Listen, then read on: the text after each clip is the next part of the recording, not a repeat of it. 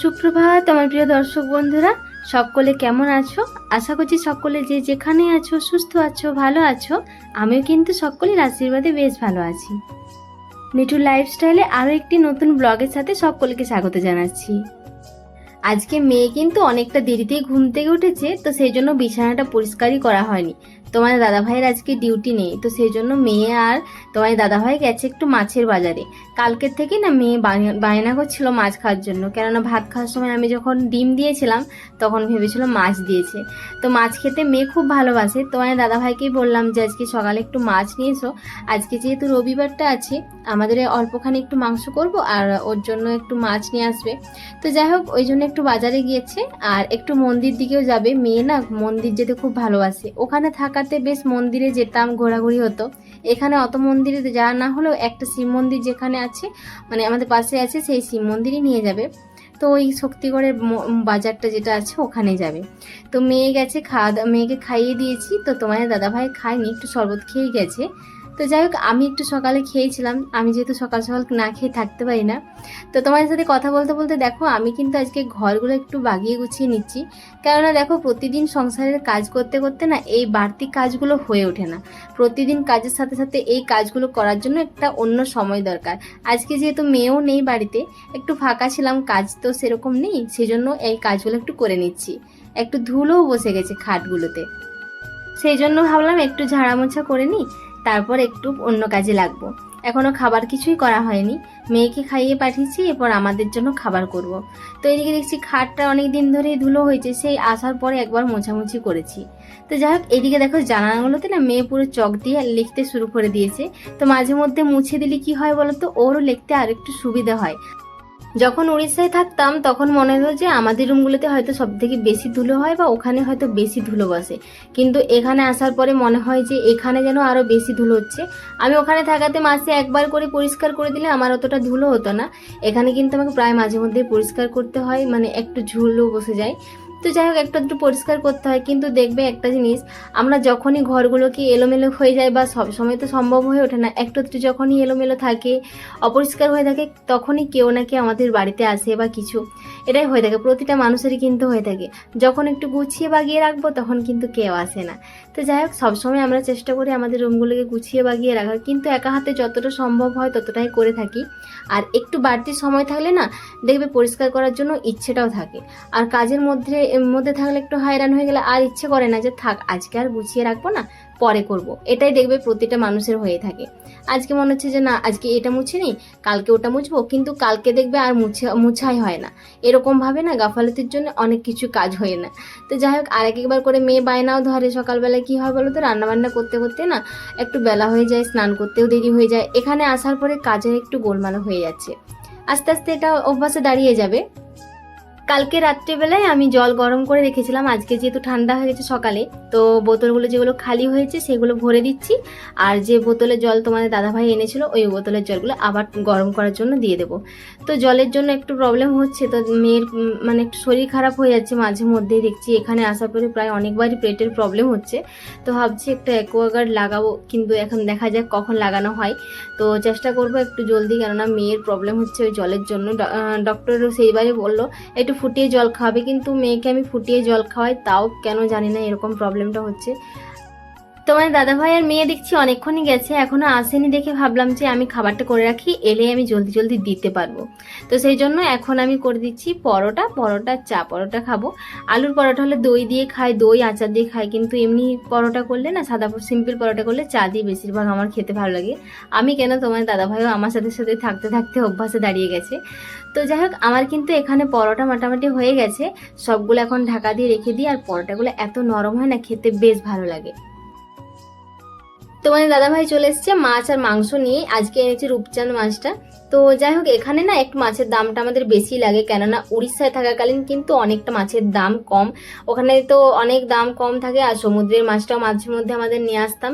তো যাই হোক, এইদিকে দুটো বড় বড় দেখছি মাছ এনেছে, এইগুলো এখন রুমের মধ্যে আমাকে কাটতে হবে। আর এগুলো এখন মাছ কিছু, মানে মাছের মাথা, এই মাছগুলো আমরা এখন ভাজা খাবো কিছু। তো বসে বসে তোমার দাদাভাই বললো যে অনেকদিন মাছ ভাজা খাইনি, তো তুমি কয়েকটা মাছ ভাজো, মাছ ভাজা খাবো। তো বললাম যে একটু মাছগুলো ধুই, তারপর নুন হলুদ মাখিয়ে ভাজতে দেবো। আর মাংসটা যেটা এনেছে সেই মাংসটা একটু ভালোভাবে পরিষ্কার করে ধুয়ে নিচ্ছি। মাছ ভাজা গরম গরম খেতে কার না ভালো লাগে বলো? গরম গরম মাছ ভাজা হবে আর খাবো একধারে বসে বসে, সত্যি কথা বলতে খুব ভালো লাগে মাছ ভাজা। আর তোমার দাদাভাই মাছ, মাংস, ডিম খুব পছন্দ করে এই সব জিনিসগুলো। একদিন তো নিরামিষ হয়ে গেলে ওর অসুবিধা হয়ে যায়। অসুবিধা বলবো না, নিরামিষ খেতে ভালোবাসে ঠিকই, কিন্তু ওর মাছ ডিম হয়ে গেলে একটু বেশ ভালোই হয়। তো যাই হোক, এখানে একটু গরম গরম মাছ ভাজা হচ্ছে। মেয়েকে এদিকে খাবার খাওয়াতে খাওয়াতে কিন্তু মাছ ভাজছি। বেলা অনেকটা হয়ে গেছে, এখন ভাত বসানোর সময় হয়ে গেছে। একটু চালটা ভালোভাবে ধুয়ে চাল ধোয়ার জলটা একটা আলাদা পাত্রে আমি রেখে দেবো লঙ্কা গাছের জন্য। জানো তো, লঙ্কা গাছটা ভাবলাম যে হয়তো ভালো, আর হঠাৎ করে বৃষ্টি নামিয়ে দিচ্ছে, এই জন্য না গাছটা পুরো নষ্ট হয়ে গেছে। জানি না, ওটা এখন ফেলে ভাবছি আর নতুন করে লঙ্কা গাছ লাগাবো।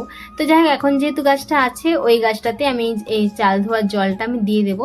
তো আমি এখানে চালটা ভালোভাবে ধুয়ে তারপর আমি ভাতটা চলো বসিয়ে দিই।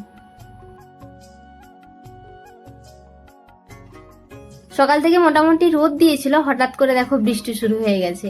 এরকমই হয় কিন্তু, একটু পরে আবার দেখবে ছাড়িয়ে দেবে, রোদ দিয়ে দেবে, এরকমটাই হতে থাকছে। কিন্তু একটানা যে বৃষ্টি হচ্ছে সেটাও হচ্ছে না।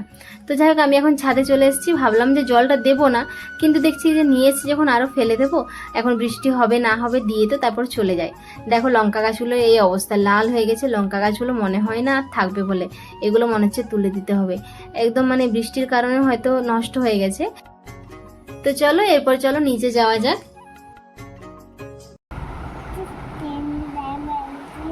বলো 1, তারপরে 2, 3, 4, 5, 6, 7, তারপর 8। ভাবলাম যে আজকে সকাল থেকে যেহেতু মেয়েকে বই নিয়ে বসাবো না। হঠাৎ করে দেখছি মেয়ে 1, 2 মুখে বলতে শুরু করে দিয়েছে। তারপর আমি বললাম যে বই পড়বে, তখনই নিজেই বললো মাম্মা বই পড়বো।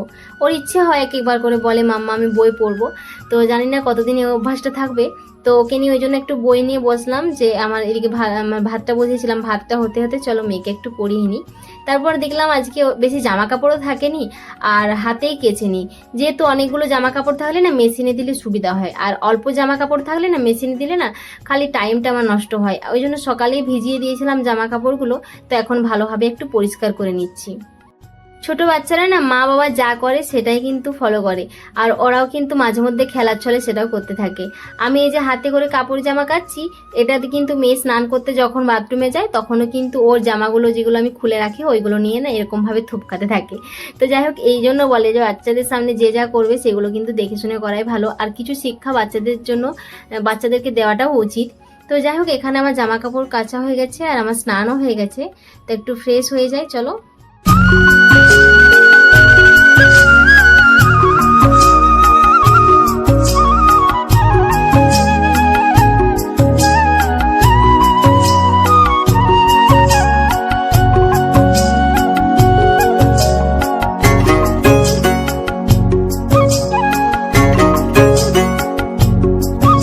তোমাদের তো দেখালামই যে বাইরে বৃষ্টি হচ্ছে, তো সেজন্য আজকে তো ছাদে জামা কাপড় মেলতে যাব না, এই বেলকনিটাতে একটু দিয়ে দিই। তারপর ভাবছি যদি না শুকায় তাহলে রুমের ভিতরে দিয়ে দেবো।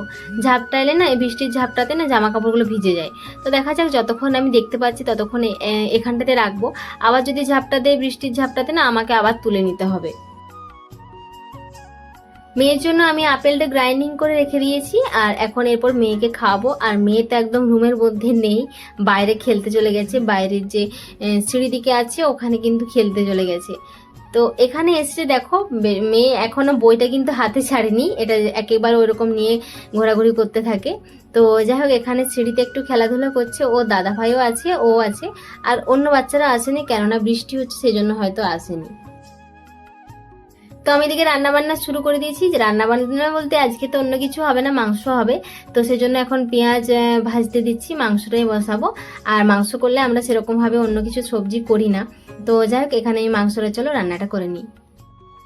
এইদিকে ঝমঝম বৃষ্টি হচ্ছে আর গরম গরম কষা মাংস না খেলে হয় বলো। এইদিকে বড়মশাই বলছে কষা মাংস 2 পিস বের করো খাবো, তো সেই জন্য আমরাও বসে পড়েছিলাম কষা মাংস খেতে। আর মাংসের ঝোলের জন্য মাংসটাও কম পড়ে গেছে। তো যাই হোক, মেয়েকে এখন খাইয়ে দেবো। মেয়ের জন্য দেখো একটু মাছ চকুটে নিয়েছি, ভালোভাবে পরিষ্কার করে নিয়েছি। তো মেয়েকে এখন ভাত খাইয়ে নেব। আর এখন মেয়ে কিছুদিন হলো একটু বসে বসে নিজের হাতেই ভাত খায়, তারপর আমি একটু ঘুরিয়ে ঘুরিয়ে ভাত খাইয়ে দিই। তো মেয়ের এখানে ভাত খাওয়া হয়ে গেছে, মেয়েকে একটু ভালোভাবে হাত মুখ পরিষ্কার করে দিয়ে দিচ্ছি, তারপর ঘুম পাড়াতে নিয়ে যাব। মেয়েকে ঘুম পাড়িয়ে দিলে না কি হয়, তারপর আমরা নিশ্চিন্তে খেতেও পারি। এক এক দিন হয়তো কি হয়, আমরা সবাই খেয়ে তারপর কিন্তু ঘুমানোর জন্য যাই। তো আজকে মেয়েকে একটু জলদি ঘুম পাড়িয়ে দেব। আর তো চলো, আজকের ভিডিওটা কিন্তু আমি এখানে শেষ করব। ভিডিওটা কেমন লাগলো অবশ্যই কমেন্ট করে জানিও। আর যদি বন্ধুরা নতুন হয়ে থাকো অবশ্যই চ্যানেলটিকে সাবস্ক্রাইব করে দাও। চলো আজকের মতো বাই বাই, দেখা হচ্ছে একটা নতুন কোনো ভিডিওর সাথে। ততক্ষণ কি সকলে সুস্থ থাকবে, ভালো থাকবে।